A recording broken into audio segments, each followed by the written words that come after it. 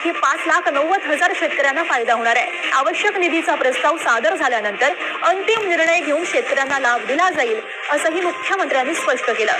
नमस्कार शेतकरी मित्रांनो, शेतकऱ्यांसाठी दिवसभराच्या सर्वात महत्त्वाच्या झटपट बातम्या।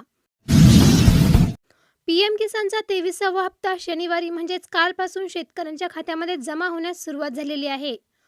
पंतप्रधान नरेंद्र मोदी यांनी 20 जून 2026 रोजी पश्चिम बंगालमधील हुगळी जिल्ह्यातील तारकेश्वर येथून पीएम किसान सन्मान निधी योजनेचा 23वा हप्ता वितरित केला आहे।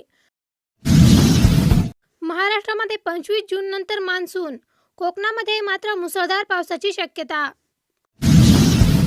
मान्सूनने हुलकावणी दिली, पण 25 जून पासून सक्रिय होणार आहे मान्सून। शेतकरी कर्जमाफीसाठी 3 उच्चस्तरीय समित्या, मुख्यमंत्र्यांच्या अध्यक्षतेखाली मंत्रिमंडळाची उपसमिती। राज्य सरकारने पुण्यश्लोक अहिल्यादेवी होळकर कर्जमाफी केली जाहीर। लाडकी बहिणींच्या खात्यामध्ये 2 महिन्यांचा हप्ता एकत्रित जमा। यंदाही पीक कापणीवर आधारित विमा योजना, कंपन्यांकडून मागविला जाणार आहे निविदा। 22 जूनला निविदा उघडणार। संपूर्ण मृग नक्षत्र कोरडं, बळीराजाच्या आभाळाकडे डोळे। रोहिणी मृग कोरडेस तर शेतकऱ्यांची भिस्त आता आद्रा नक्षत्रावर। पेरण्या लांबणीवर पडल्याने शेतकऱ्यांमध्ये चिंतेचं वातावरण निर्माण झालेलं। अखेर करार झाला, युद्ध संपलं, सुटकेचा निश्वास मिळाला। ट्रम्प म्हणाले, इराणसोबत करार करून अमेरिकेचा मोठा विजय झाला आहे।